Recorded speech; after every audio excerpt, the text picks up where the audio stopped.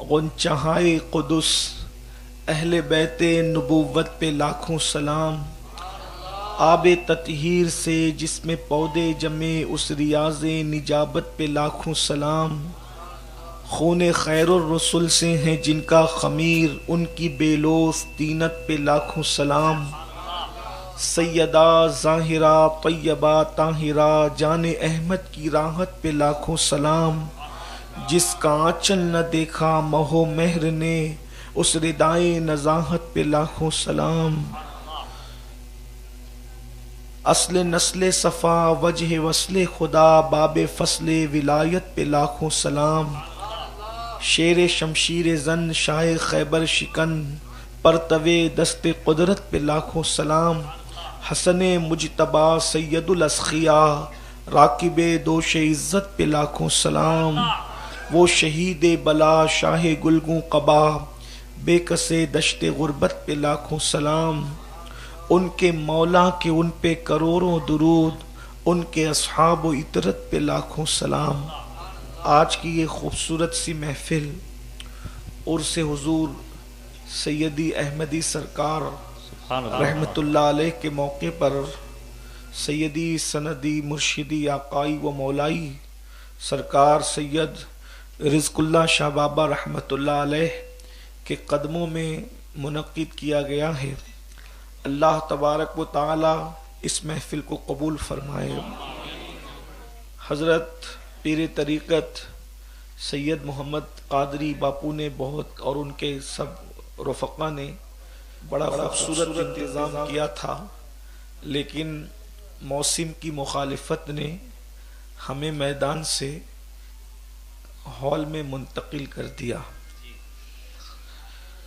جب بارش ہوتی ہے تو محفل رکھنے والے کچھ مایوس ہوتے ہیں، لیکن مومن کو کبھی مایوس نہیں ہونا چاہیے، کیونکہ جب بھی کسی اچھے کام کے شروع یا اخیر میں یا کرتے وقت بارش ہو تو سمجھ لو کہ اس کام کو اللہ نے قبول کر لیا۔ غوث پاک کے شہزادوں کے کام قبول نہ ہوں گے تو پھر کس کے کام قبول ہوں گے؟ اس لیے یہ محفل مقبول ہے انشاءاللہ، اور ہم سب کے لیے نجات کا ذریعہ ہے۔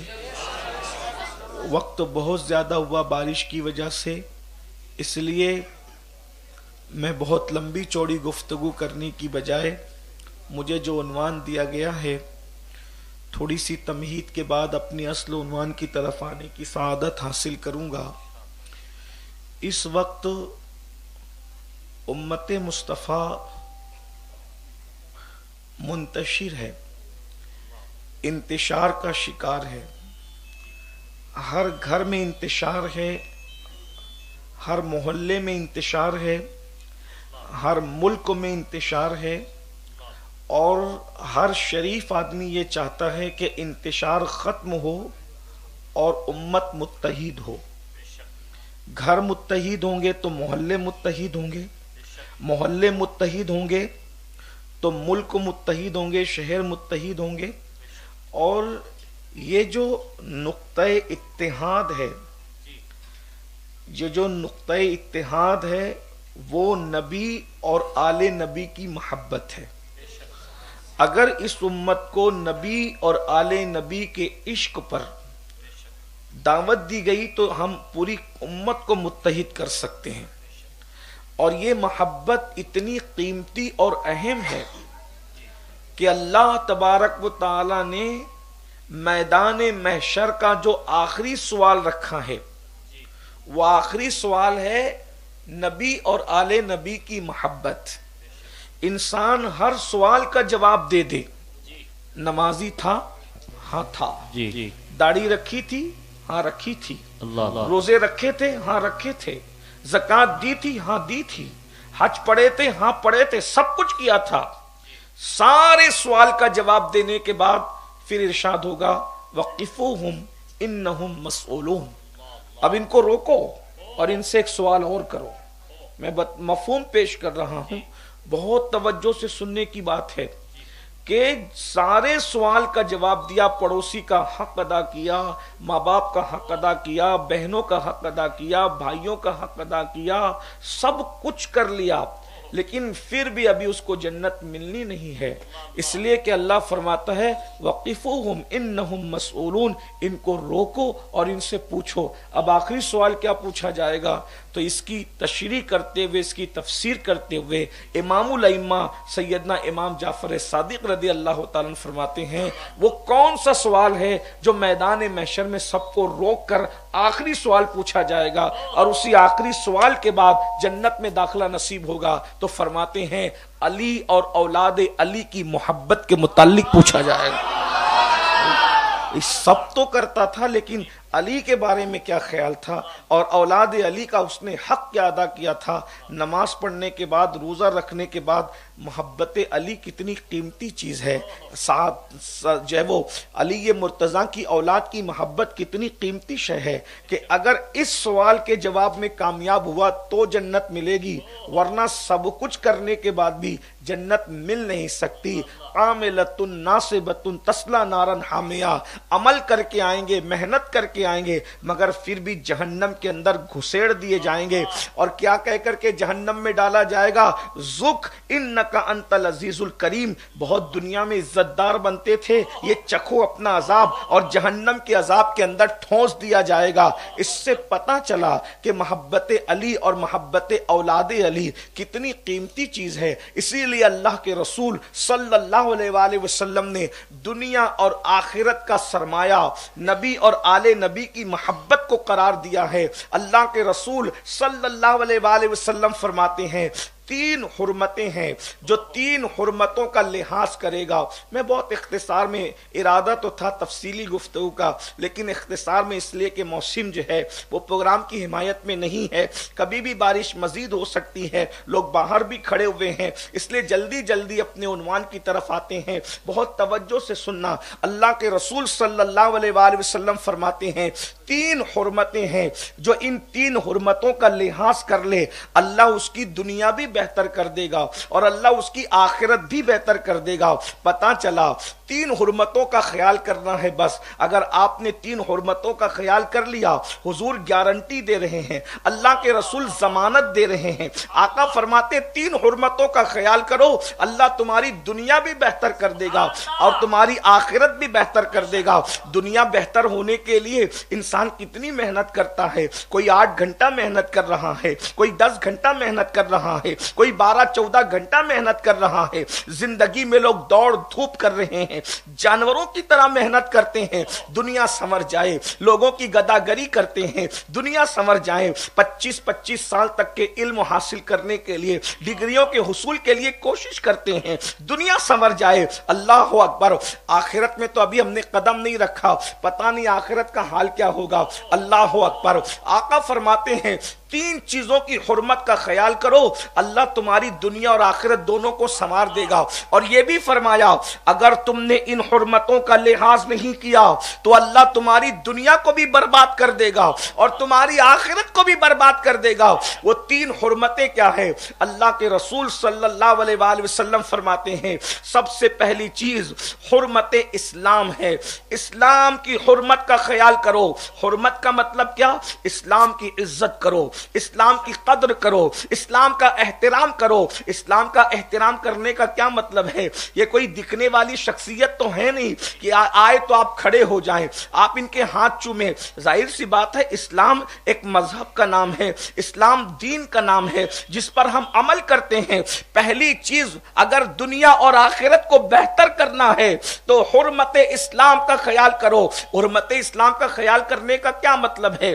جہاں اسلام کا قانون آ جائے پھر اپنا دماغ مت چلانا، اپنا فائدہ مت دیکھنا، اپنا نفع اور نقصان نہ دیکھنا، بلکہ یہ دیکھنا کہ اسلام کی حرمت کیا ہے۔ مثال کے طور پر اسلام نے جھوٹ بولنے کو حرام قرار دیا ہے، بڑے سے بڑا نقصان اٹھانا مگر کبھی جھوٹ مت بولنا۔ اللہ اکبر، اسلام نے زنا کو حرام قرار دیا ہے، بڑے سے بڑا نقصان اٹھا لینا مگر کبھی زنا کے قریب مت جانا۔ اللہ ارشاد فرماتا ہے وَلَا تَقْرَبُوا الزِّنَا زنا انہو کان فاحشہ وساء سبیلا، کہ زنا کے قریب بھی مت جاؤ، اس لیے کہ یہ فحش راستہ ہے، یہ برائی کا راستہ ہے، یہ بہت برا راستہ ہے۔ قریب نہ جانے کا مطلب کیا ہے؟ اتنی نفرت دلائی گئی، یعنی زنا کے قریب جو چیزیں لے کر کے جاتی ہے، بدکاری کے قریب جو چیزیں لے کر جاتی ہے، کسی لڑکی کا لڑکے کو دیکھنا، کسی لڑکے کا لڑکی کو غلط نظر سے دیکھنا، لمبی لمبی گفتگو کرنا، بات چیت کرنا، ہنس ہنس کے ایک دوسرے سے تعلقات قائم کرنا، یہ بدکاری کی طرف لے جانے والا راستہ ہے۔ حرمت اسلام کا خیال کرو، دنیا بھی سنور جائے گی، آخرت بھی سنور جائے گی۔ دنیا اور آخرت سنورنے کا نصاب کتنا مختصر ہے، صرف 3 حرمتوں کا احساس کر لو۔ اللہ اکبر۔ آج ہمیں حرمت اسلام کا احساس ہے، یہاں سے لے کے وہاں تک اتنا بڑا مجمع، بارش کے باوجود بھی لوگ کھڑے ہوئے، بیٹھنے کو جگہ نہیں ہے، لیکن میں پوچھتا ہوں کیا اسلام کی حرمت کا لحاظ ہے؟ اللہ اکبر۔ انسان چند سکوں کے عوض اللہ کی جھوٹی قسم کھاتا ہے۔ ذرا غور تو کریں، وہ قوم عزت کے ساتھ کیسے جی سکتی ہے، وہ قوم وقار کے ساتھ کیسے جی سکتی ہے جو چپل بیچتے وقت تو جھوٹی قسم کھا لے اللہ کے نام کی، جو سبزی بیچتے وقت تو جھوٹی قسم کھا لے اللہ کے نام کی، جو سود اس لیے کھاتے ہیں تاکہ ان کو اللہ اکبر دال روٹی حلق کے نیچے نہیں اترتی، اچھے کھانوں کی وجہ سے یہ حرام کاروبار کی طرف پڑ گئے ہیں۔ زمین پر سونے کی بجائے نرم گدوں پر سونے کی لالچ نے اس قوم کو حرام لقمے کی طرف ڈال رکھا ہے۔ اور سے احمدی سرکار میں آنے والوں سن لو، جب تک کہ حرمت اسلام کا خیال نہیں کرو گے اس وقت تک کہ نہ دنیا کامیاب ہو سکتی ہے نہ آخرت کامیاب ہو سکتی ہے۔ دنیا کے اندر حرام کاروبار کر کے بھی بولو بے چین ہو کہ نہیں، بے قرار ہو کہ نہیں، اتنا کماتے ہو پھر بھی بے چینی ہے، اتنا کماتے ہو پھر بھی بے قراری ہے۔ اللہ اکبر۔ لوگ آج تم سے ملک کی وفاداری کی سند پوچھتے ہیں، وجہ اس لیے کہ تم نے اسلام کی حرمت کا خیال نہ کیا، لوگ تمہاری وفاداری پر شک کر رہے ہیں۔ یاد رکھو، جب تک کہ تم اسلام کے وفادار تھے لوگ تم سے وفا کی سند لے کر جاتے تھے، جب سے حرمت اسلام کو پامال کیا ہے لوگ تم سے وفا کی سند پوچھتے ہیں۔ تمہیں پتا ہے یہی ملک ہندوستان ہے جہاں 1000 سال تک کم و بیش بلا شرکت غیر کلمہ پڑھنے والوں کی حکومت رہی ہے۔ دلی کا تخت و تاج مصطفیٰ جان رحمت کے غلاموں کے پیروں کے نیچے پامال ہوتا رہا ہے۔ اللہ اکبر۔ لیکن وہ لوگ کون تھے؟ حرمت اسلام کا ان کو کتنا خیال تھا؟ اللہ اکبر۔ آج کوئی جوان تھوڑے سے پیسے آ جائے تو پہلی بیوی سے دل نہیں بھرتا، افیئر کے چکر میں پڑ جاتا ہے، حرام تعلقات کرنے لگتا ہے۔ آج کسی کی فیکٹری شروع ہو جائے تو اللہ اکبر دوست تو بدل جاتے ہیں، ارے مسلمانوں کے ساتھ بیٹھنے سے کیا ہوتا ہے، یہ تو بڑے دقیانوسی لوگ ہیں، یہ تو پرانے سوچ کے لوگ ہیں۔ دولت آنے پر مسلم دوستوں کا ساتھ چھوڑ کر کے ملحدین اور مشرکین کو دوست بنایا جاتا ہے۔ دولت آنے پر مسلم محلوں کو چھوڑ کر کے غیروں کے محلے کی طرف کوچ کیا جاتا ہے۔ ارے یہاں تو کچرا پڑا رہتا ہے، ارے یہاں تو بچے ننگے گھومتے ہیں۔ تسلیم کیا کہ کچرا پڑا رہتا ہے، محلے صاف ہونے چاہیے، مگر سن لو مسلم محلوں کا کچرا چند ہاتھوں کو اٹھانے سے پھینکا جا سکتا ہے، چند چلو پانی سے دھل کے پاک کیا جا سکتا ہے، مگر شرک کی گندگی جس محلے میں ہے 7 سمندروں کا پانی بھی اس گندگی کو دھل نہیں سکتا۔ دکھنے والے کچرے سے نفرت کر رہے ہو اور نہ دکھنے والے شرک سے تم نفرت نہیں کرتے۔ اللہ اکبر۔ سوچ بدل رہی ہے، فکر بدل رہی ہے، انداز زندگی بدل رہا ہے۔ میں عرض یہ کر رہا تھا، حرمت اسلام، تھوڑی سی دولت آئی خدا کے باغی ہو گئے، تھوڑی سی دولت آئی علماء کے باغی ہو گئے، تھوڑی سی دولت آئی لوگوں پر اعتراض کرنے لگے۔ کوئی سادات پہ اعتراض کر رہا ہے، کوئی علماء پر اعتراض کر رہا ہے، کوئی اولیاء اللہ کے مزارات کو مٹی کا ڈھیر کہہ رہا ہے۔ دولت آنے سے سوچ بدلتی ہے، کیا ہوا؟ ذلیل ہو گئے، دنیا میں بھی عزت کما نہ سکے، آخرت میں جو عذاب ہوگا وہ تو ہوگا۔ آئیے، مسلمان کتنا حرمت اسلام کا خیال کرتا تھا، اور جب تک حرمت اسلام کا خیال کیا تم نے، تم بادشاہ تھے، تم آقا تھے، تم تاجدار تھے، تم دینے والے تھے، لینے والے نہیں تھے۔ مشہور واقعہ ہے، عرس کی نسبت سے عرض کر رہا ہوں، پھر آگے بڑھتا ہوں۔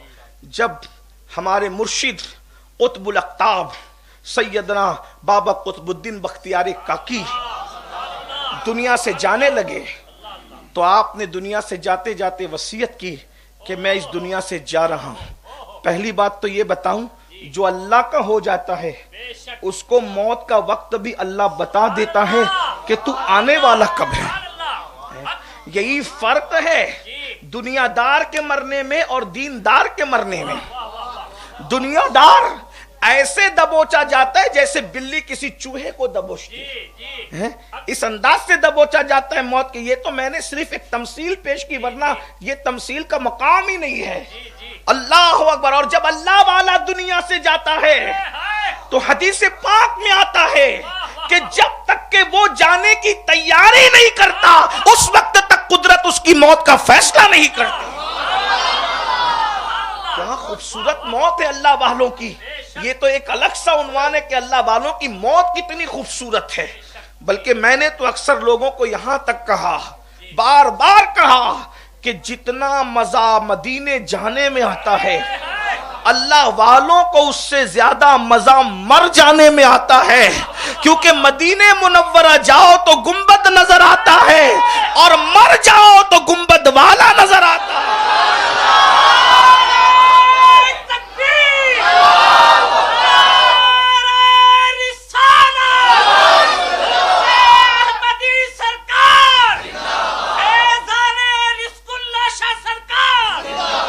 جان تو جاتے ہی جائے گی قیامت یہ ہے، جان تو جاتے ہی جائے گی قیامت یہ ہے، اب یہاں مرنے پہ ٹھہرا ہے نظارہ تیرا۔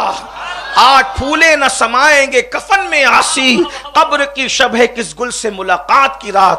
گنبد دیکھو تو کوئی ہاک آ کر کے ہٹا سکتا ہے، لیکن قبر میں گنبد والے کو دیکھو تو نہ کوئی ہٹانے والا ہے، نہ کوئی خلل پیدا کرنے والا ہے، نہ کوئی ڈسٹرب کرنے والا ہے۔ کتنی خوبصورت جگہ ہے، تو اور میں ہے، یار اور میں ہے، تو مجھے دیکھ لے میں تجھے دیکھ لوں، دیکھنے کا مزہ آج کی رات ہے۔ سنی پاگل تھوڑی ہے کہ جو موت کے دن عرس مناتے ہیں، سب کے نہیں مناتے ہیں۔ دنیا دار جو مٹی میں ملنے کے لیے جاتا ہے اس کا نہیں مناتے ہیں، بلکہ وہ دیندار جو یار سے ملنے جاتا ہے اس کا مناتے ہیں۔ بلکہ ایک جملہ اور ایڈ کر لیں اس میں، جو تراب بننے جائے اس سے نہیں، اس کا عرس نہیں مناتے، جو بو تراب سے ملنے جائے اس کا عرس منایا۔ اس لیے کہ ہمارا تو عقیدہ ہے قبر میں صرف حضور ہی نہیں آتے، بلکہ جن جن سے محبت ہوتی ہے ان سے ملاقات ہوتی ہے۔ اور یہ کوئی شاعری یا میری عقیدت نہیں ہے، یہ علامہ جلال الدین سیوطی جیسا خاتم المحققین اور خاتم الحفاظ اپنی کتب میں ترتیب کے ساتھ احادیث لا کر کے لکھ رہا ہے کہ وہاں پیر ملیں گے، پیران پیر ملیں گے، دستگیر ملیں گے، اور کس کس سے ملاقات ہوگی۔ یعنی وہ صرف قبر نہیں ہے بلکہ وہ تو ملاقاتوں کا ایک گنجینہ ہے۔ لیکن کس کو ملیں گے؟ جن کو عشق ہوگا، جو جن لوگوں نے گانے گاتے گاتے زندگیاں گزاری ہوگی۔ بہت معذرت کے ساتھ عشق کسی اور سے کرنے کی آپ بات کرتے، لیکن عشق کر بیٹھے کسی اور سے۔ جانا کہیں چاہتے ہو، جانے کی بات کہیں کرتے ہو اور جا کہیں چکے ہو۔ یہ ہنسنے کی بات نہیں، یہ دکھ کی بات ہے۔ رزق اللہ شاہ دادا کے اوپر جان قربان ہے۔ کتنی جان قربان کی؟ پورا وقت تو آپ گانوں میں قربان کرتے ہو، پورا وقت تو آپ فلموں میں قربان کرتے ہو، پورا وقت تو آپ جو ہے وہ سیریل میں قربان کرتے ہو۔ فیس بک پر کتنی دیر بیٹھتے ہو؟ رزق اللہ شاہ کا ذکر لے کر کتنی دیر بیٹھتے ہو؟ ذرا یہ بھی تو بتاؤ۔ بلکہ بڑی معذرت کے ساتھ آپ تو رزق اللہ شاہ کے زینے پر بھی بیٹھ کر فیس بک چلا رہے ہوتے ہو۔ ذرا غور تو فرمائیں۔ میرے سامنے بیٹھ کر اگر موبائل دیکھو تو بتاؤ میری ناراضگی ہوگی کہ نہیں ہوگی کہ تو مجھے دیکھنے آیا ہے کہ اب بھی فیس بک دیکھنے کے لیے آیا ہے؟ اور رزق اللہ شاہ سرکار کے آنگن میں بیٹھ کر کے اگر آپ فیس بک دیکھ رہے ہو تو رزق اللہ سرکار ناراض نہیں ہوں گے؟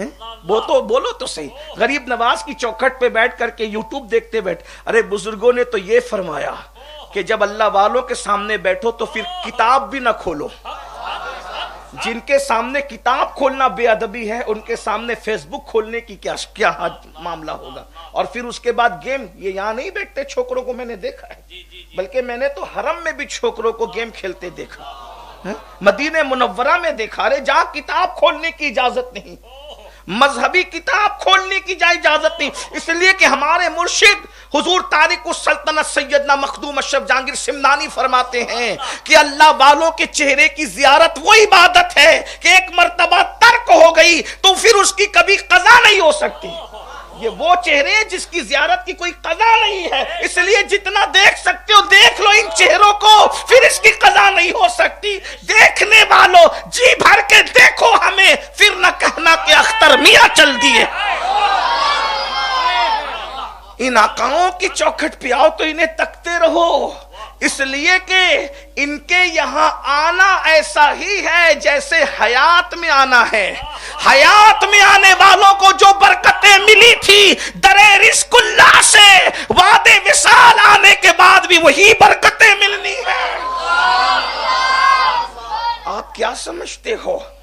آپ مٹی کے تودے کے پاس نہیں آئے، مٹی کے ڈھیر کے پاس نہیں آئے.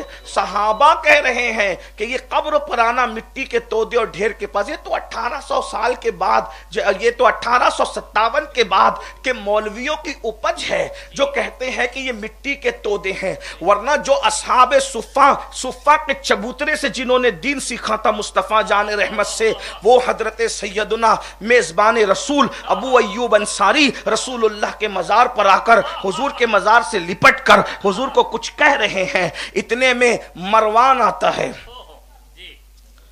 توجہ کرنا ذرا، یہی فرق ہے ابو ایوب اور مروان میں.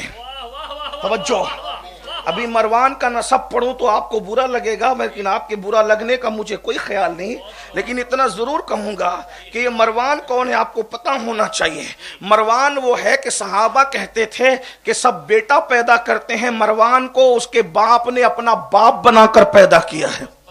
اور مروان کا باپ تھا حکم. حضور علیہ السلام نے اس پہ لعنت کر کے اس کو شہر بدر کر دیا تھا، اور اس پہ لعنت کی تھی. ام المومنین سیدہ عائشہ فرماتی ہے کہ جب حکم پہ لعنت کی تھی تو مروان اپنے باپ کی پیٹھ میں تھا، اس پہ بھی لعنت ہوئی اور اس پہ بھی لعنت ہوئی.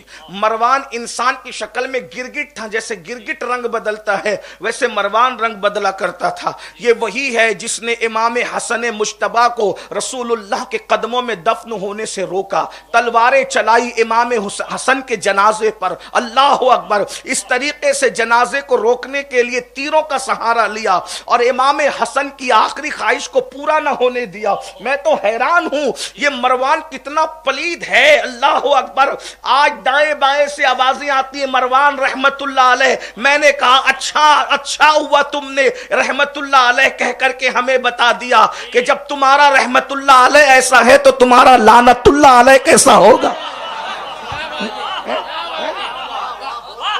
ہاں تم نے بتا دیا. یہ ہمارا رحمت اللہ علیہ ہے جسے رزق اللہ کہتے ہیں، یہ ہمارا رحمت اللہ علیہ جسے غریب نواز کہتے ہیں، یہ ہمارا رحمت اللہ جسے احمدی سرکار کہتے ہیں، یہ ہمارا رحمت اللہ علیہ جسے دادا باپو کہتے ہیں، یہ ہمارا رحمت اللہ علیہ جسے غوث اعظم کہتے ہیں. ارے جب ہمارے رحمت اللہ علیہ ایسے ہیں تو ہمارے رضی اللہ عنہ کیسے ہوں گے؟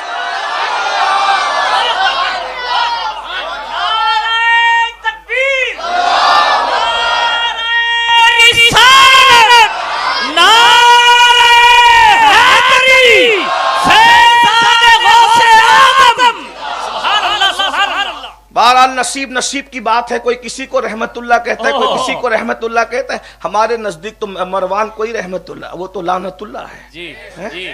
بہرحال تو حضرت میزبان رسول ہمارے نزدیک رضی اللہ عنہ ہے نا.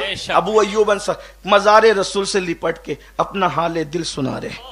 پیچھے سے مروان آتا ہے اور آ کر کے ان کو لات مارتا، صحابی کو لات مارتا. یہ مروان ہے.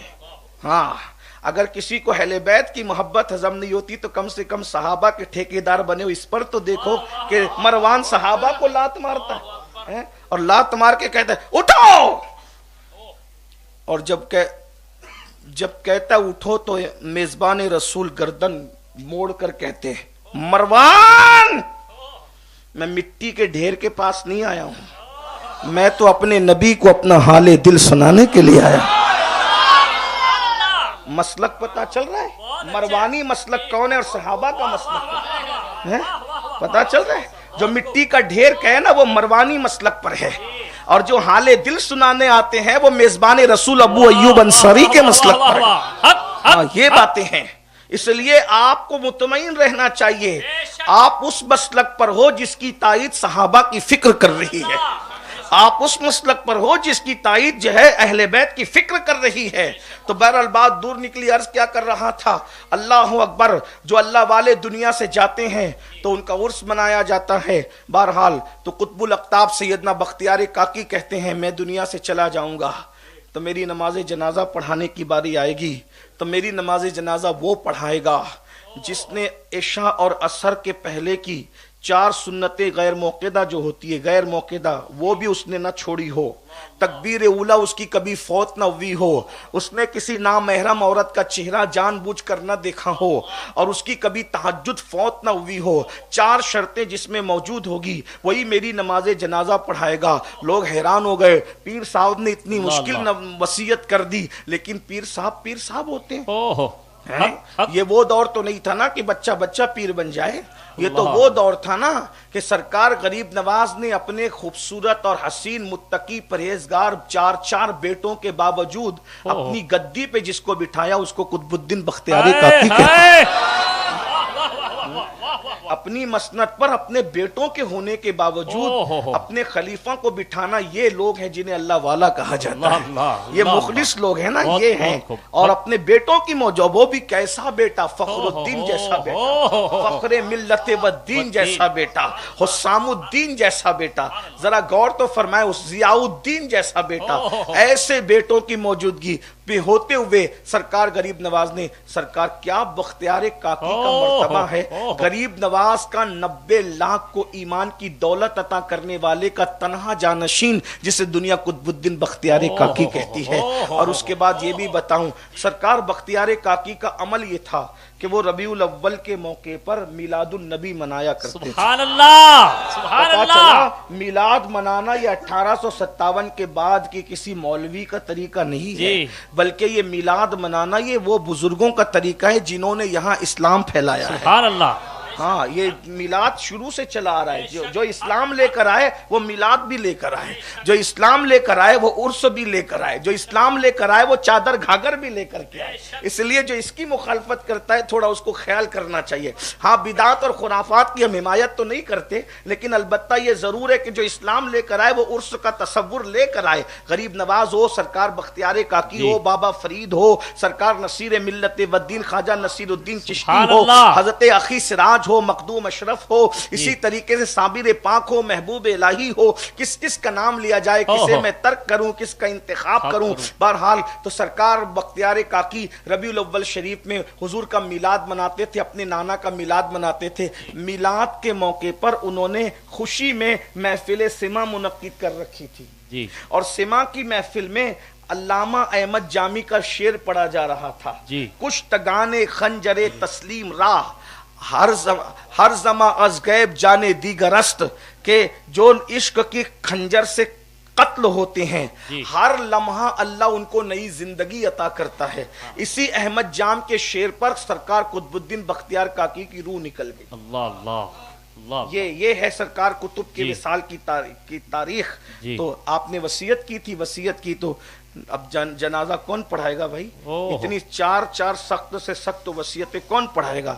تو کوئی آگے نہیں بڑھا، کون بڑھ سکتا تھا آگے؟ کوئی محدث، کوئی مفتی، کوئی عالم، کوئی فقی، کوئی صوفی، کوئی آگے نہیں بڑھا۔ لیکن آپ کو بتاؤں کون آگے بڑھا؟ یہ اپنی تاریخ ہے۔ جو آگے بڑھا وہ دلی کا بادشاہ تھا، اور دنیا اس کو سلطان شمس الدین التمش کے نام سے جانتی تھی۔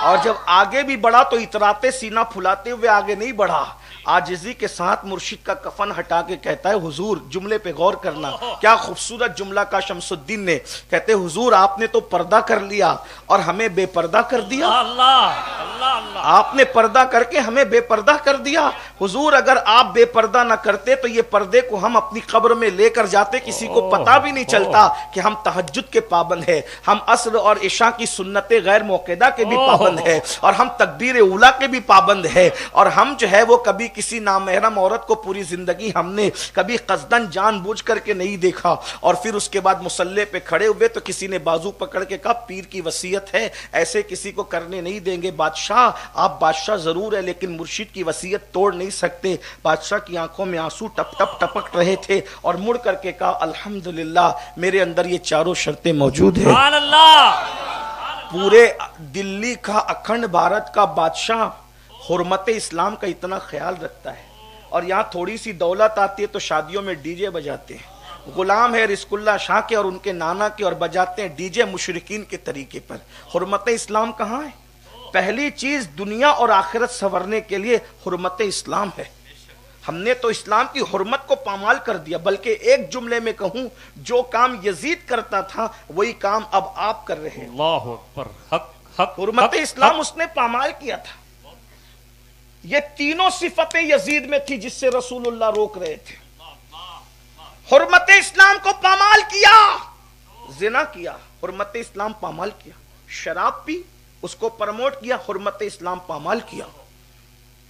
नामहरम के साथ निकाह को जायज किया, बल्कि माफ कीजिएगा महरमात के साथ निकाह को जायज किया।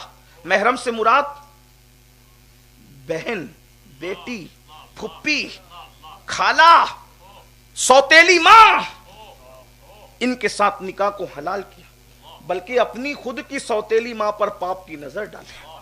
उम्मुल मोमिनीन सैयदा आयशा सिद्दीका को गालियां दी, ऐसी गालियां दी। शेख अब्दुल हक मुहद्दिस दहलवी ने उसको किताब में लिखा है, जलसे में वो नकल करने के काबिल नहीं है, उसको नकल नहीं, हिम्मत नहीं होती कि उम्मुल मोमिनीन को उसने जो पलीद ने गालियां दी है उसके वकील कहां है।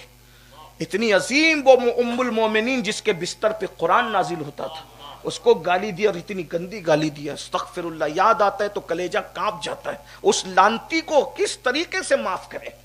उसका जिक्र आता है तो जज्बात काबू से निकलते हैं कि हमारी उम्मुल मोमिनीन, हमारी माँ को, रसूलुल्लाह की चहीती ज़ौजा को, जिसके बिस्तर पे कुरान नाजिल होता, उसको गालियां दे रहा।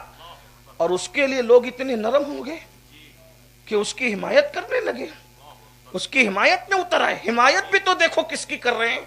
तो हमारे बुजुर्गों ने पहले दिन से कहा, हिमायती करने वालों जाओ दुआ करते हैं तुम्हारा हश्र अल्लाह यजीद के साथ करे, और हमारा हश्र हुसैन बादशाह के साथ। सुभान अल्लाह।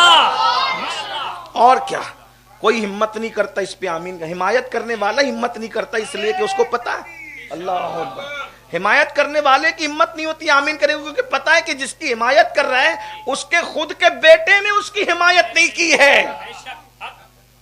जायज बेटे ने हिमायत नहीं की है। 14वीं सदी में ये नाजायज बेटों की हिम्मत कैसे हो गई हिमायत करने की।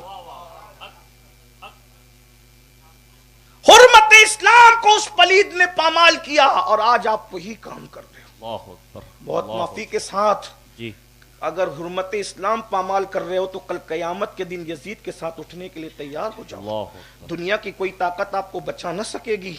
मस्जिदों को वीरान करने वालों, हुर्मत इस्लाम पामाल हो रही है तुमसे। जुमा की नमाज में खुतबे के टाइम पहुंच करके वुजू करने वालों, हुर्मत इस्लाम पामाल हो रही है तुमसे। टोपियां पहनने में तुम्हें शर्म आती है, हुर्मत इस्लाम पामाल हो रही है तुमसे।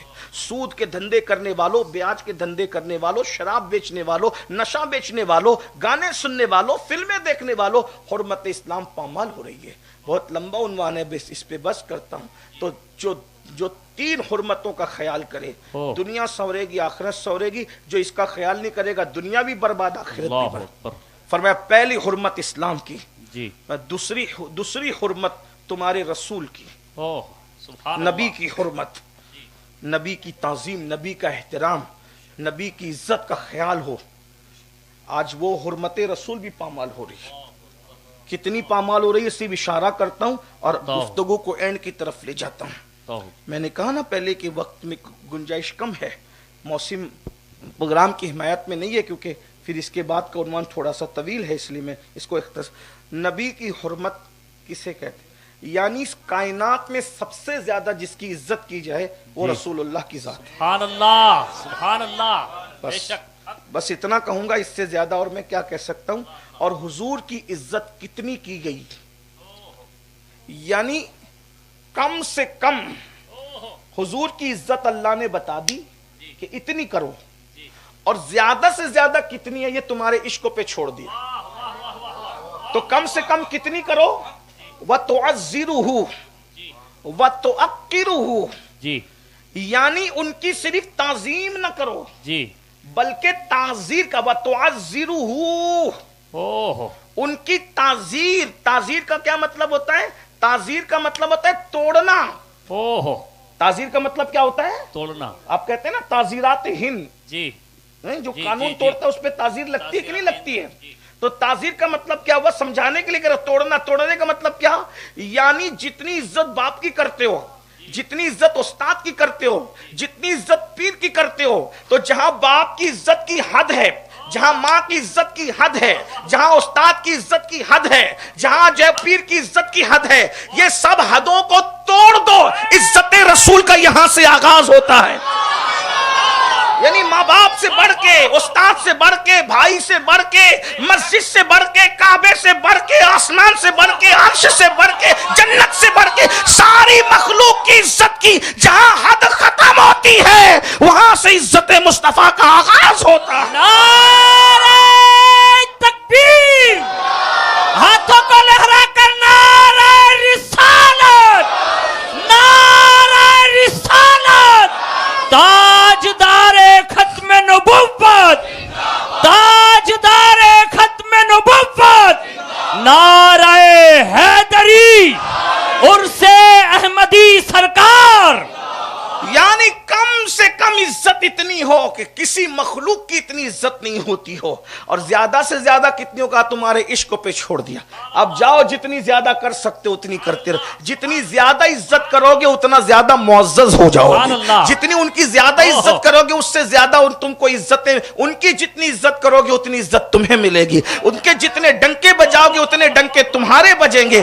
آپ دیکھتے چلے جائیں، اللہ اکبر، بادشاہوں کو کون یاد کرتا ہے؟ میں نے ابھی شمس الدین کو یاد کیا، اب آئیے محمود غزنوی کا تذکرہ سن لے۔ محمود غزنوی کا ایک جو ہے وہ وزیر تھا جو پہلے غلام تھا، دنیا اس کو حضرت ایاز کے نام سے جانتی ہے۔ ایاز نے اپنے بیٹے کا نام محمد رکھا تھا۔ ایک دن حمام سے محمود نے پکارا، او ایاز کے بیٹے، تو نے تولیہ کیوں نہیں رکھا؟ ایاز کے قدم رک گئے، محمد کہہ کے نہیں پکارا، ایاز کا بیٹا کہہ کے پکارا۔ بادشاہ ناراض تو نہیں، اس لیے کہ پہلے طریقہ یہ تھا جس سے ناراض ہوتے ہیں اس کا نام نہیں لیتے، اب بھی جب ناراضگی حد سے بڑھتی ہے تو نام اس کا نہیں لیتے۔ پہلے کہتے تھے حضرت مولانا عبدالرحیم برکاتی، لیکن اس کے بعد پھر کہتے ارے وہ فلاں ہے نا، وہ اونا والا، اور وہ فلاں ہے، اس طرح کہتے ہیں کہ نہیں کہتے؟ ناراضگی میں کہتے ہیں کہ نہیں کہتے؟ نام نہیں لیتے، بہت زیادہ ناراضگی، حالانکہ ان سے کوئی ناراض نہیں رہتا الحمدللہ، ایسی شخصیت ان سے کوئی ناراض نہیں رہتا، اللہ کرے نہ رہے اور کوئی ناراض نہ ہو، جس سے یار راضی ہے اس سے بہرحال۔ تو بہرحال تو نام نہیں لیتے ناراضگی کے وقت، تو پھر کیا کہتے ہیں؟ وہ فلاں فلاں اس طریقے کی باتیں کرتے، او ایاز کے بیٹے تو نے تولیہ نہیں رکھا۔ ایاز کے قدم رک گئے، میرے بیٹے کو ایسے کیوں پکارا؟ اس کے بعد بادشاہ باہر آئے، کہا جہاں پناہ اگر جان بخشی ہو تو ایک بات کہو، آج آپ نے غلام زادے کا نام لیے بغیر پکارا، وجہ کیا ہے؟ ایاز کا، محمود کا انداز بدل گیا، کہا ایاز تم کیا کہہ رہے ہو؟ کہا میرے بیٹے کا نام لے کے نہیں پکارا، ایاز کا بیٹا کہہ کے پکارا۔ کہا تجھے پتا نہیں کہ تیرے بیٹے کا نام محمد ہے، اور محمد تیرے بیٹے کا نام بعد میں ہے، پہلے میرے مالک عالمیان مصطفیٰ جان رحمت کا نام محمد ہے۔ میں حمام میں کھڑا تھا اور میں بے وضو تھا، بے وضو کبھی میں نام محمد نہیں لیتا، میں بے وضو کبھی نام محمد نہیں لیتا۔ اللہ اکبر، توجہ فرمائے، جب تک تم اتنا حرمت رسول کا خیال کرتے تھے کہ نام بھی نبی کا بے وضو نہیں لیتے تھے، تب تک اللہ نے تم کو بادشاہ بنا کر کے رکھا تھا، اور اب حال یہ ہو گیا ہے کہ نبی کا ذکر کرتے ہی نہیں ہو۔ نام لینا تو دور کی بات، اب نام بے وضو لینا تو دور کی بات، اب آپ نام لیتے ہی نہیں ہو۔ اللہ اکبر، صرف اپنے ہاتھ مت اٹھانا، صرف اپنے آپ میں ڈوب کر سوچنا، آج سے پہلے حضور کا نام کب لیا تھا؟ اللہ اکبر، امتی ہو نا، اللہ اکبر، امتی ہو، سب کچھ حضور سے ہے، اللہ اکبر، قرآن حضور نے دیا، رحمان کا پتہ حضور نے دیا ہے نا سب۔ بلکہ بہت معافی کے ساتھ ایک بات کہوں، بادشاہ کا دربار ہے، تقریر کرنے نہیں آیا، سبق سنانے میں تو بار بار یہی کہتا ہوں، ان آقاؤں کی بارگاہ میں کس کی اوقات ہے تقریر کرنے کی؟ کون مقرر پیدا ہو گیا ہے؟ یہاں کون خطاب کر جائے گا؟ یہاں تو آ کر کے چند ورق کا سبق سنا کر اپنی اوقات پر جو ہے وہ سند لگا کر کے یہاں سے بادشاہ بن کے جانے کی بات ہوتی ہے، ہم تو آتے فقیر بن کر کے ہیں۔ ہاں توجہ ہے آپ کی، بادشاہ کا دربار ہے، نبی کا نام کیا لیتے ہو؟ اپنے باپ داداؤں کا نام لیتے ہو؟ اللہ اکبر، میرا پیر بڑا، میرا پیر بڑا، میرا پیروں کا نام لیتے ہو؟ میں سب پیروں کی عزت کرتا ہوں، سب پیر میرے سر آنکھوں پر ہیں جی بزرگ، لیکن یا اپنے باپ لے کے بیٹھے ہو، اپنا خاندان لے کے بیٹھے ہو، اپنے پیر لے کے بیٹھے ہو، نبی کا ذکر کون کرتا ہے؟ اللہ اکبر، اب کتنا کرتے ہو؟ بلکہ نبی کا ذکر نہ کرنے کی وجہ سے ہوا کیا؟ رسول اللہ کے 15 ابھی میلاد کو 1500 سال ہو رہے ہیں، ان 1500 سالوں میں ہم نے ابھی اس صدی کے نوجوانوں کو اور اپنے بچوں کو نبی کے دادا دادی کا نام کیا ہے یہ نہیں پتا۔ اللہ اکبر، اگر پتا ہے تو بتاؤ۔ رسول پاک کے نانا نانی کا نام کیا ہے وہ بتاؤ، پتا ہے؟ رسول اللہ کی کتنی بیویاں تھی وہ بتاؤ، اور ان کے نام کیا تھے وہ بتاؤ، ہے پتا؟ نہیں پتا۔ کلمہ پڑھتے ہو نا، جس کا کلمہ پڑھا اس کا خاندان نہیں پتا، جس کا کلمہ پڑھا اس کے دادا دادی نہیں پتا۔ میں کہہ رہا ہوں سب پیروں کا ذکر کرو، میں بھی تو پیروں کا ذکر ابھی میں نے کیا نا، لے کے بیٹھ، سب کا ذکر کرو، لیکن سب سے بڑا پیر جو ہے نا وہ آمینہ کا لال ہے۔ سبحان اللہ، سب سے بڑا مرشد آمینہ کا لال ہے۔ جہاں غوث اعظم اور غریب نواز جیسے پیر بھی غلام بن کر کھڑے ہوتے ہیں وہ آمینہ کا لال ہے۔ جہاں صدیق و علی بھی جوتیاں سیدھی کرتے وہ آمینہ کا لال ہے۔ مجھے تو حضور کی عظمت کا پتہ اس سے چلتا ہے نا کہ جس کے غلام اتنے بڑے ہوں وہ آقا کتنا بڑا ہوگا۔ جس کے غلاموں کی صف میں علی اور صدیق کھڑے ہوں، جب جوتیاں سیدھی کرنے والا علی ہے تو وہ جوتی پہننے والا مصطفیٰ کتنا بلند ہوگا۔ جب تلووں پہ سر رکھنے والا جبریل ہے تو وہ تلوے والے مصطفیٰ کی شان کا عالم کیا ہے۔ رسالت، ہاتھوں کو لہرا کر بولے سرکار کی آمد، سرکار کی آمد، تاجدار ختم نبوت، تاجدار ختم نبوت۔ جبریل کی پیشانی تلوے مصطفیٰ پہ دیکھ کر اس کو محبت کے امام کا انداز بدل جاتا ہے اور کہتا ہے تاج روح القدس کے موتی جسے سجدہ کریں، تاج روح القدس کے موتی جسے سجدہ کریں، رکھتی ہے کتنا وقار اللہ اکبر ایڑیاں۔ فرشتوں کا سید و سردار جس کی ایڑی پر اپنی پیشانی کو ملے وہ ایڑی کتنی خوبصورت ہوگی، اس ایڑی کے عروج کا عالم کیا ہوگا۔ لیکن افسوس ہے تم پر مسلمانوں، جس کا کلمہ پڑھا اس کا ذکر نہیں کیا۔ آج میں تمہیں پیغام دے کر جا رہا ہوں، اگر نبی کا کلمہ پڑھا ہے تو حرمت رسول کا خیال کرو، اتنا سیکھ لو۔ بچے کی ختنہ ہوگی تو ڈی جے نہیں بجے گا، ذکر رسول کی محفل سجے گی۔ باپ کی میت ہوگی تو نوحہ نہیں ہوگا، ذکر رسول کی محفل سجے گی۔ بیٹے کا رت جگہ ہوگا تو ڈانڈیاں نہیں ہوں گے، ذکر رسول کی محفل سجے گی۔ ذکر مصطفیٰ، ذکر مصطفیٰ، ذکر مصطفیٰ اتنا کرو کہ دوست تو دوست ہے، دشمن کو بھی پتا چل جائے کہ آمینہ کے لال کی شان کیا ہے۔ اور یہ سنت الہیہ ہے۔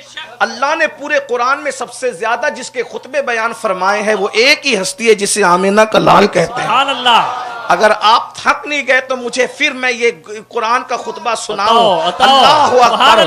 جو چادر اوڑھ لے، جو چادر اوڑھ لے تو اس کا خطبہ قرآن یوں پڑھتا یا ایھا المدثر، جس کے چہرے پر چادر آئے تو قرآن اس کو یا ایھا المزمل، جب وہ چلے تو قرآن کہے لا اقسم بہذل بلد، سبحان اللہ۔ وہ مسکرا دے تو قرآن کہے والنجم اذا ہوا، جب وہ سفر پر جائے تو قرآن خطبہ پڑھے سبحان الذی اسرا، جب وہ واپس آئے تو قرآن کہے ما ضل صاحبکم وما غوا، جب وہ معراج پر پہنچے تو قرآن کہے ثم دنا فتدلی فکان قاب قوسین او ادنا، اور جب وہ خدا کو ٹکٹکی باندھ کر دیکھے تو قرآن کہے ما زاغ البصر وما طغی، اور جب اس کی زلفیں چہرے پر آئے تو قرآن کہے واللیل اذا سجا، اور سمر کر کے جب چہرے سے سر پر چلی جائے تو قرآن کہے والضحی واللیل اذا سجا، اور جب مانگ نکالے تو قرآن کہے مطلع الفجر، جب وہ لباس پہنے تو قرآن کہے وثیابک فطہر،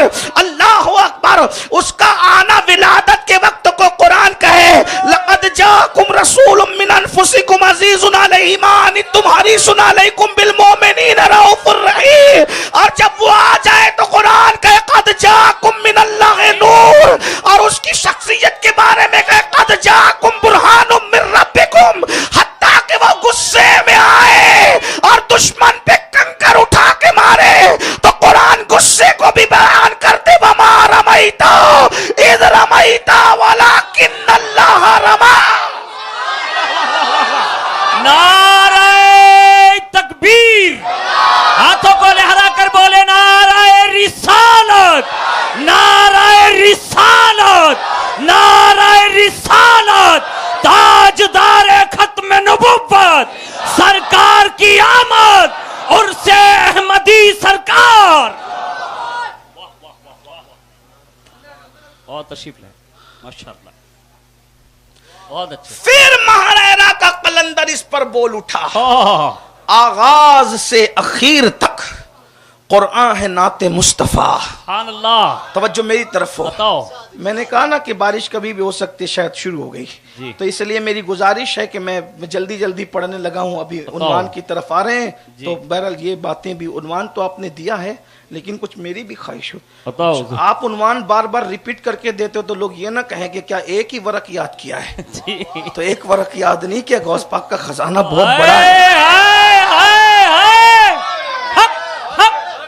اپنی ذات پہ ناز نہیں ہے، اپنے آقاؤں پہ ناز ہے، کیسے آقاؤں کا بندہ ہوں رضا، بول بالے میری سرکاروں کے، چھوٹے موٹوں کا دامن نہیں پکڑا ہے، پنساریوں کا دامن نہیں پکڑا ہے، اس خاندان کا دامن پکڑا ہے کہ جس کی کڑیاں باب مدینۃ العلم سے جا کر کے جڑتی ہیں۔ یہاں کوئی کمی ہے؟ ہاں کمی ہے، بس ایک چیز کی، یہاں کمی کی کمی ہے، بس اور کسی چیز کی کمی نہیں۔ جاؤ جملہ گھر جا کے سوچنا یہاں کمی کی کمی ہے، پھر سمجھ میں آئے گی بات کہ یہاں کمی کی کمی ہے، باقی کسی کی کمی نہیں ہے۔ کس چیز کی کمی ہے؟ مولا تیری گلی میں، دنیا تیری گلی میں، عقبہ تیری گلی میں۔ تو عرض یہ کر رہا تھا، اللہ اکبر، حرمت اسلام کے بعد حرمت مصطفیٰ جان رحمت، حضور کا ذکر کثرت سے کرو، ہمارے بزرگوں نے یہی کیا، بے شک بچے بچے کو پتا چل جائے مصطفیٰ جان رحمت کی شان کیا ہے۔ آغاز سے اخیر تک قرآن ہے نعت مصطفیٰ، محبوب کے بیان کا کیسا انوکھا ڈھنگ ہے، یہ اللہ کی سنت ہے۔ اذان اپنے نام کی دلوائی، نام مصطفیٰ جان رحمت کا رکھا، نماز اپنی پڑھوائی، التحیات میں سلام مصطفیٰ جان رحمت کا رکھا، قربانی اپنے نام سے کروائی، نام مصطفیٰ جان رحمت کا رکھا۔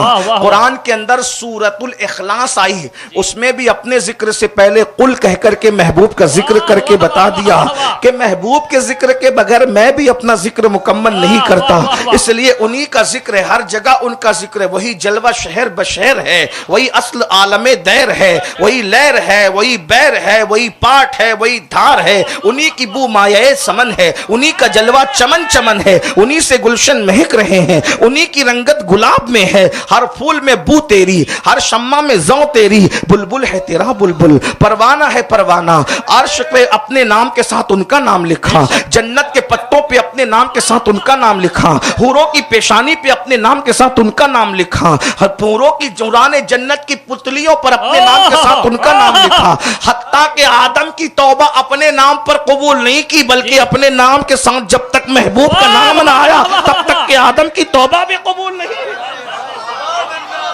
ذکر محبوب ہوتا رہے گا، ہر جگہ ہوتا رہے گا. اسی لیے اگر سنیو کلمہ پڑھتے ہو نبی کا، ٹھیکیدار بنے ہو عشق رسول کے اور نبی کا ذکر نہیں کرتے. میں کہتا ہوں کہ نبی کے ذکر کی عادت بن جائے تو ہمیں غیبت کرنے کی فرصت نہ ملے. بہت خوب. اس لیے کہ یار کے ذکر سے لذیذ اور کون سی چیز ہے بھیا؟ بتائیں نا. ان کے ذکر سے اچھا بھی کسی کا ذکر ہے؟ کیوں عمر زید بکر کے ذکر لے کر کے بیٹھتے ہو اور غیبتیں کر کے زنا سے برا کام کرتے ہو؟ نبی کا ذکر لے کر کے بیٹھو، زبانیں تر رکھو. تم یہاں ان کا ذکر کرو گے، وہاں تمہارا ذکر ہوگا. اس لیے ان کا خوب ذکر کرو، ہر جگہ ذکر کرو، بار بار ذکر کرو، ان کی عظمت کے ڈنکے بجاؤ. تو حرمت رسول، پہلی چیز حرمت اسلام، دوسری چیز حرمت رسول، تیسری چیز آقا فرماتے ہیں حرمت اہل بیت. بے شک. ہاں، 3 حرمتوں کا خیال کرنا. اب حرمت اہل بیت بھی پامال ہو رہی ہے. اور کس طرح پامال ہوئی؟ سن 61 ہجری سے پامال ہوتے ہوتے آج تک پامال ہی ہو رہی ہے. حرمت اہل بیت سن 61 ہجری، وہ پلید کی حکومت کا دن، اس دن سے پامال ہونا شروع، اب پامال ہی ہو رہی ہے. دیکھ لیجیے حرمت اہل بیت کا کیا حال ہے. اللہ اکبر. ننگے دھڑنگوں کا امر ذکر، کس کس کا ذکر کرو کوئی اعتراض نہیں. ذکر اہل بیت کیا، کان کھڑے ہو گئے، منہ اترنے لگے، کہیں یہ رافضی تو نہیں؟ میں نے کہا پاگل ہو، اہل بیت کا ذکر کس کو رافضی بناتا ہے؟ رافضیت تو صحابہ کی دشمنی بناتی ہے. اس لیے جس کو رافضیت چیک کرنی ہو تو اہل بیت کے ذکر پہ نہ چیک کیا کرو، بلکہ صحابہ کی دشمنی پہ چیک کیا کرو. اور یہاں اہل بیت کا ذکر کس نے کیا؟ نبی ذکر اہل بیت کریں، سبحان اللہ، بار بار کریں، کس شان سے کریں. اذکرکم اللہ فی اہل بیتی، اذکرکم اللہ فی اہل بیتی، میں تم کو اللہ کا ڈر دلاتا ہوں اہل بیت کے معاملے. بلکہ میرا خلیفہ، آقا فرماتے ہیں ایک جملہ یاد ہے بہت خوبصورت، ہر بندہ چاہتا ہے میں کسی بڑے کا خلیفہ بنوں. بولو بھائی ہے کہ نہیں ہے؟ توجہ ہے آپ کی؟ نہیں توجہ نہیں ہے، بہت بڑی بات ہو رہی ہے. ہر بندہ چاہتا ہے کہ میں بڑے سے بڑے کا خلیفہ. اچھی بات ہے بڑوں کا خلیفہ بننا. یہی تو ہم کہتے ہیں نا بابا فرید کے خلیفہ محبوب الہی ہے. تو جب خلیفہ ایسا ہے تو آقا کیسا ہوگا، اور آقا ایسا ہے تو خلیفہ کیسا ہوگا؟ یہی ہے نا. صابر پاک بابا فرید کے خلیفہ یہی ہے. حضور فرماتے ہیں میرا خلیفہ بننا. توجہ، آقا کیا فرمائے؟ میرا خلیفہ بننا. کس کے معاملے میں؟ اہل بیت کے معاملے میں. مطلب کیا؟ جیسی میں اہل بیت سے محبت کرتا ہوں ویسے تم بھی میری اہل بیت سے محبت کرو. یعنی نبی نے جیسے اہل بیت سے محبت کی تم بھی محبت کرو. کس کے خلیفہ بن جاؤ گے؟ ارے کس کے خلیفہ بن جاؤ گے؟ کس کے خلیفہ؟ کس کے خلیفہ؟ او اہل بیت سے محبت ایسی کرو جیسے نبی نے کی. کیسے کیا؟ میرا حسین روتا ہے تو مجھے اچھا نہیں لگتا، حسین کو نہ رلایا کرو. اللہ اکبر. امام علی مقام مسجد کے اندر آ رہے ہیں، قدم بظاہر جو ہے ادھر سے ادھر ادھر سے ادھر ہو رہے ہیں. کچھ لوگ کہتے ہیں ڈگمگا رہے ہیں، میں نہیں کہتا، اس لیے کہ میرا مسلک ادب ہے. یہ بھی کہہ سکتے ہیں لیکن میں بے ادبی نہیں کہتا اس کو، مگر ہمیں تو کچھ اور ہی سکھایا گیا ہے. ارے اللہ اکبر. محبت کے کچھ آداب ہوتے ہیں، اس آداب محبت کا خیال ہوتا ہے. پیر ادھر سے ادھر ہو رہے ہیں، اللہ کا رسول منبر چھوڑ کے زمین پر تشریف لاتے ہیں، امام کو اپنے گود میں اٹھاتے ہیں، جو عنوان تک خطبے کا وہ چھوڑ دیتے ہیں اور شان امام حسین بیان کرنے لگتے ہیں. میرا خلیفہ بننا. نبی نے کیسی محبت کی اہل بیت سے. کبھی چومتے ہیں، کبھی سونگتے ہیں، اور امام حسین کو تو کیسے چومتے ہیں. حضرت جابر ابن عبداللہ انصاری کہتے ہیں جیسے لوگ کھجور چوستے تھے نا ویسے رسول اللہ امام حسین کے ہونٹ چوستے تھے. جس کے نام پہ دنیا انگوٹھے چومتی ہے وہ نبی جس کو چومتا ہے اسے حسن اور حسین کہتے ہیں. جس کے نام پہ دنیا انگوٹھے چومتی ہے وہ کسی کو چومتا ہے تو اس کو حسن اور حسین کہتے ہیں. لوگ پھولوں کی تلاش میں وہ گلستان تک جاتے ہیں لیکن رسول اللہ فرماتے ہیں میرے جو پھول ہیں ایک کو حسن کہتے ہیں دوسرے کو حسین کہتے ہیں. اندازہ فرمائیے. لیکن حرمت اہل بیت پامال ہوئی. کس طریقے سے؟ ان کا دن آیا، کچھ لوگوں کا دل چھوٹا ہوا. ان کی نیاز کی، کچھ لوگوں کا دل چھوٹا ہوا. ہاں، ان کے نام پہ اگر آنسو نکل گئے محبت میں تو کچھ لوگوں کا دل چھوٹا. کہ ذکر حسین سن کے رو رہے ہو؟ میں نے کہا اللہ کے بندو، لوگ فلمیں دیکھ کر روتے ہیں، تم نے کبھی ان کو منع کیا؟ لوگ غزل سن کے روتے ہیں، کبھی تم نے ان پہ اعتراض کیا؟ لوگ ہیرو ہیروئن کے جدائی کے مناظر دیکھ کے روتے ہیں، کبھی تم نے ان کو سمجھانے کی کوشش کی؟ ارے نادان، یہ تو مقدر کی بات ہے، کوئی غزل سن کے روتا ہے، کوئی محبت حسین میں روتا ہے، کوئی ذکر مولا پہ روتا ہے۔ اللہ اکبر۔ تو حرمت اہل بیت پاما، جو احترام تھا وہ گیا۔ اب وہ احترام رسول اللہ نے کس طرح سکھایا؟ کس طرح سکھایا؟ ساری کائنات جس نبی کے لیے اٹھ کر کھڑی ہوتی ہے، وہ نبی اگر کسی کے لیے اٹھ کر کھڑے ہو رہے تو اسے اہل بیت کہتے ہیں۔ بے شک سیدوں کی دادی سیدہ فاطمہ الزہرا کی ذات کہتے ہیں، ان کے لیے اٹھ کر کھڑے ہوتے اور فرماتے فداں کے امی وابی یا فاطمہ، فاطمہ تجھ پہ میرے ماں باپ قربان ہو جائیں۔ حرمت اہل بیت کس طرح پامال ہو رہی ہے۔ اللہ اکبر۔ کہاں وہ صحابہ کا انداز کہ حضرت سیدنا ابو ہریرہ جیسی شخصیتیں امام حسین کی جوتیاں سیدھی کرتی ہیں۔ امام زاہبی کو اٹھا کر سیر و اعلام پڑھیں تو آپ کو پتہ چلے گا۔ اللہ اکبر۔ حضرت جابر ابن عبداللہ انصاری جیسے لوگ امام محمد باقر کے سینے پر ہاتھ رکھ کر کے خوشبو سونگ کر کہتے ہیں، جو خوشبو نبی میں سونگا کرتے تھے وہ خوشبو آل نبی میں آ رہی ہے۔ ہم نے کبھی اہل بیت کو پڑھنے کی کوشش نہیں کی۔ ہم نے سمجھا ایک مخصوص طبقے کی میراث ہے اہل بیت، اور ہم نے ان کے حوالے کر دیا۔ استغفر اللہ۔ اہل بیت تو ہمارے ہیں، بے شک ائمہ اہل بیت ہمارے ہیں۔ بے شک اللہ کے رسول صلی اللہ علیہ وآلہ وسلم فرماتے ہیں، جس نے مجھ سے، حسن سے، حسین سے، ان کے ماں باپ سے محبت کی، جنت میں جہاں میں محمد رہوں گا اسی درجے کے اندر میرے ساتھ اہل بیت سے محبت کرنے والے رکھے جائیں گے۔ لیکن ہم نے بھی اہل بیت کو جو محبت کرتے وہ چند چیزوں میں قید کر دیا۔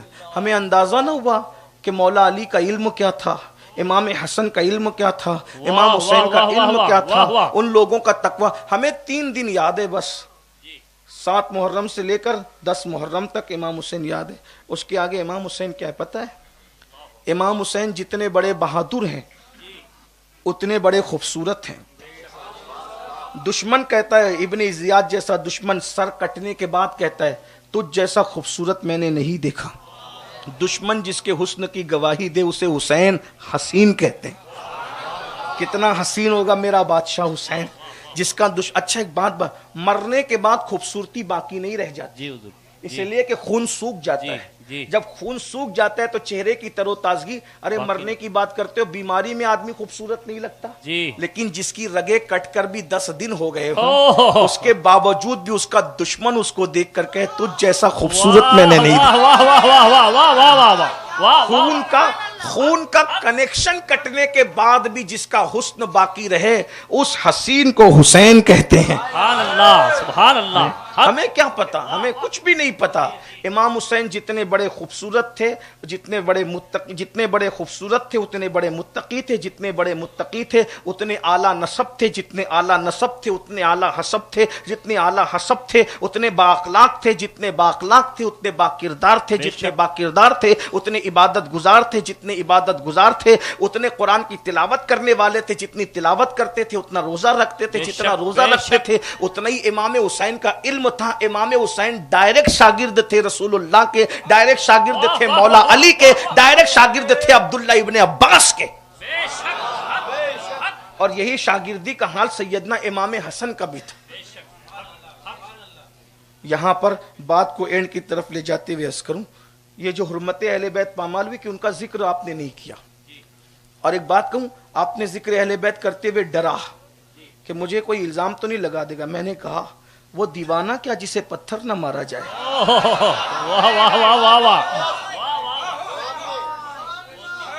محبت بدنام کرتی ہے، اور جو بدنام ہونے سے ڈرتا ہے وہ محبت کیوں کرتا ہے؟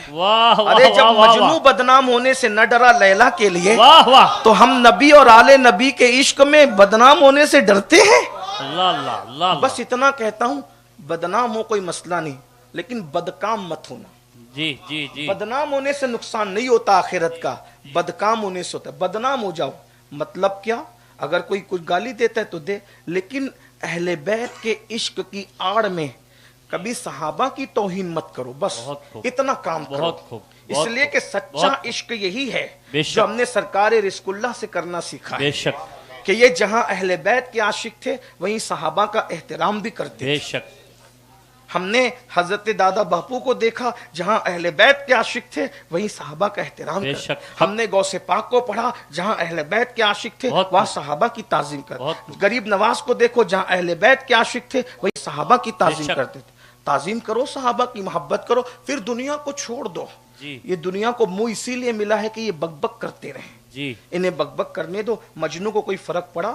نہیں، جب مجنوں کو فرق نہیں پڑا تو ہمیں فرق کیوں پڑتا؟ بہت اچھا ہے، حق اور ایک بات کہوں، مجنوں نے تو ایک عورت سے محبت کی تھی، لیکن محبت نے اس کو کیسے زندہ کر دیا کہ علماء کرام اسٹیج پہ ذکر کرتے ہیں، جی مسجدوں میں محراب میں ذکر ہوتا ہے، جی۔ یار عورت کا ذکر، عورت کی محبت جب کسی کو اتنا امر کر سکتی ہے تو آل محمد کی محبت انسان کو کیا مقام عطا کرے؟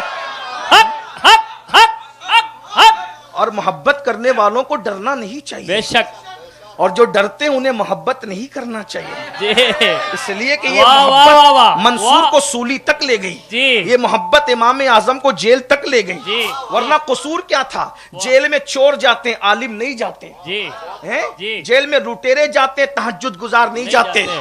لے جیل میں ان پڑھ جاہل جاتے ہیں، 61 ایک مہینے میں قرآن ختم کرنے والے لوگ نہیں جاتے ہیں، ورنہ تاریخ پڑھو، ایسا امام جو ایک مہینے میں پورے رمضان میں 61 مرتبہ قرآن ختم کرتا تھا، وہ جیل کیوں گیا؟ جس کی تہجد فوت نہ ہوئی وہ جیل کیوں گیا؟ جو 1000 رکعت نفل نماز پڑھتا تھا وہ جیل کیوں گیا؟ جو کروڑوں حنفیوں کا مقتدی تھا وہ جیل کیوں گیا؟ جس کی زبان سے کبھی گالی نہ نکلی وہ جیل کیوں گیا؟ اسی لیے گیا نا، لوگوں نے کہا یہ زید شہید سے محبت کرتا ہے، مرجئی ہو گیا، ڈالو اس کو جیل میں، یہ حسین آل حسین سے محبت کرتا ہے، اور سر پہ مارتے تھے، کوڑے مارتے تھے۔ امام اعظم کہتے تھے مجھے مار لیا کرو، اس لیے کہ وہ دیوانہ کا جو مار نہ کھائے، مار لیا کرو، لیکن میری بوڑھی ماں کے سامنے مت مارا کرو، کیونکہ میری ماں کے سامنے مارتے ہو نا تو میری ماں کو تکلیف ہوتی ہے، تو کوڑے سے مجھے تکلیف نہیں ہوتی، ماں کے دل کے دکھنے سے مجھے تکلیف۔ جب امام اعظم کہا کہ چھوڑ دے اہل بیت کی محبت، تو کہا دنیا چھوڑ سکتا ہوں، محبت اہل بیت نہیں چھوڑ سکتا۔ جو لوگ کہتے ہیں نا سنی اہل بیت سے محبت نہیں کرتے، میں نے کہا امام اعظم تیرا باپ ہے کہ ہمارا امام ہے؟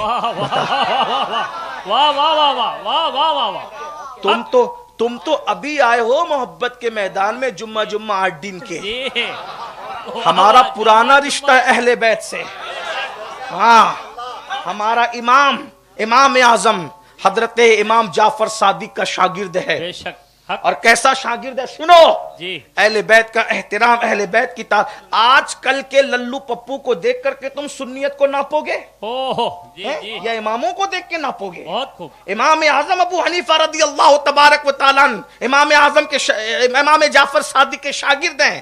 ایک دن امام جعفر صادق نے فرمایا نعمان جاؤ ذرا میرے کمرے سے کتاب لاؤ۔ امام اعظم نے کہا سرکار کمرے میں جانے کا راستہ کدھر ہے؟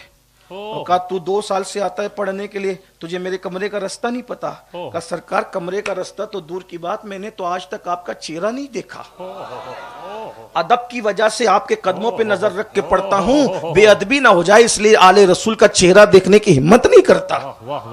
یہ امام اعظم تھے، یہ امام اعظم تھے، حرمت آل نبی پامال ہوئی ہے، اور جنہوں نے حرمت کا خیال رکھا وہ اعظم بنے ہیں۔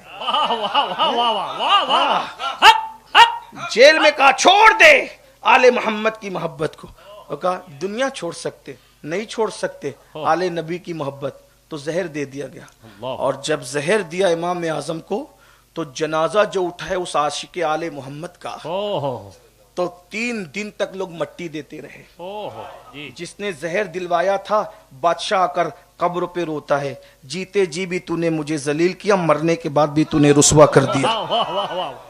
یہ عاشقوں کی طبیعت ہے، بے شک، حرمت آل نبی پامال ہم نے نہیں جانتے، ہم نے ان کو پڑھا نہیں سنا نہیں، اور آپ ذرا غور تو کریں اتنا بڑا امام اعظم جس امام جعفر صادق کے پاس سیکھنے جاتا ہو وہ کتنے بڑے امام۔ اسی لیے اللہ کے رسول نے فرمایا میری آل سے سیکھا کرو، ان کو سکھایا مت کرو۔ بہت خوب، حضور کی حدیث ہے، جی کیا فرمایا؟ میری آل سے سیکھو، ان کو سکھایا مت کرو، ان کو سکھانے کی یہ تم سے زیادہ جانتے ہیں۔ بے شک، حق ہے، ہاں میں تم سے امام جعفر صادق سے سیکھا، جی امام جعفر صادق امام اعظم کس کے شاگرد ہیں؟ کس کے شاگرد ہیں؟ کس کے شاگرد ہیں؟ ہاں، جن کی کنڈے کی نیاز تک آپ نے محدود کیا. اتنا بڑا عالم تھا میرا امام جعفر صادق ہیں کہ امام اعظم جیسے لوگ سیکھنے آتے تھے. امام اعظم کس کے شاگرد؟ مل کے کہو، کس کے شاگرد؟ امام جعفر صادق کے. اور امام شافعی کس کے شاگرد؟ امام جعفر صادق کی بہو سیدہ نفیسہ مصری کے. جعفر صادق کے شاگرد حنفی، بہو کے شاگرد شافعی. امام جعفر صادق کے دوسرے شاگرد امام مالک. جی جی. آپ کیسے کہتے ہیں اہل بیت سے آپ کا تعلق نہیں؟ حنفیوں کا بھی وہیں سے بلکہ امام شافعی تو ایسے تھے، وصیت کر گئے جب میرا انتقال ہو جائے تو میرا جنازہ نفیسہ مصری، نبی کے گھر کی بیٹی، نبی کے گھر کی بہو. یہ نفیسہ مصری کون ہے؟ یہ مصر کی سب سے بڑی قطب عورتوں میں، جن کے مزار پر جو دعا کی جاتی کبھی رد نہیں ہوتی. ایک مقام قطبیت پہ فائز ہے نفیسہ مصری. ان کو نفیسۃ العلم کہتے ہیں. امام حسن کے گھر کی بیٹی تھی، امام حسین کے گھر کی بہو تھی، نجیب الطرفین تھی. بہو بنی حسین پاک کے گھر کی، بیٹی بنی امام حسن کے گھر کی. امام شافعی نے کہا جب میرا انتقال ہو جائے تو جنازہ کہاں سے لے جانا؟ نبی کی شہزادی کی گلی سے لے جانا. علم پر گھمنڈ نہیں ہے، نبی کی بیٹی کی گلی سے جنازہ لے جاؤ گے تو میری مغفرت ہو جائے گی. یہ سنیوں کا عقیدہ ہے. یہ سنی آج کے سنی اہل بیت نہیں بیان کرتا. میں نے کہا تو نے سنی دیکھا کدھر ہے؟ آپ چوہوں کو دیکھ کر کے شیر کہتے ہو. کبھی شیر دیکھو تو پتا چلے نا کہ شیر کسے کہا جاتا ہے. تم نے چوہوں کو شیر کا نام دے رکھا ہو. ارے سنی دیکھنا ہے تو امام شافعی کو دیکھ، سنی دیکھنا ہے تو امام اعظم کو دیکھ، سنی دیکھنا ہے تو امام مالک ابن انس کو دیکھ. اہل بیت کی محبت میں جس کے مونڈے توڑ دیے گئے، بازو توڑ دیے گئے، گدھے کے اوپر بٹھا کے منہ کالا کر کے مدینے کی گلی میں بادشاہ گھما کے کہتا تھا چھوڑ دے اہل بیت کو. اس وقت بھی امام مالک کہتے تھے ارے اہل بیت کی محبت میں تو نے کالک ملی ہے لیکن یہ دل کتنا چمکدار ہے تجھے نہیں پتا. فرماتے جو جانتا ہے وہ جانتا ہے، جو نہیں جانتا ہے وہ جان لے. میں انس کا بیٹا مالک ہوں، امام دار الہجرہ. کل بھی اہل بیت کا غلام تھا، آج بھی اہل بیت کا غلام. تکبیر، نعرہ رسالت، نعرہ حیدری. خاندان اہل بیت، خاندان اہل بیت، فیضان تاجدار کربلا، نعرہ حیدری. سنی دیکھنا ہے تو امام احمد ابن حنبل کو دیکھ، جس نے کہا یزید جس نے نماز رسول کا سر قلم کیا وہ مسلمان نہیں ہو سکتا. امام احمد ابن حنبل نے کہا وہ کافر ہے. آپ سے پوچھنا چاہتا ہوں اگر سنی دیکھنا ہے تو پھر دیکھو غریب نواز، شاہ است حسین، بادشاہ است حسین، دین است حسین، دی پناہ است حسین، سرداد نداد دست در دست یزید، حقاں کی بنائے لا الہ است حسین.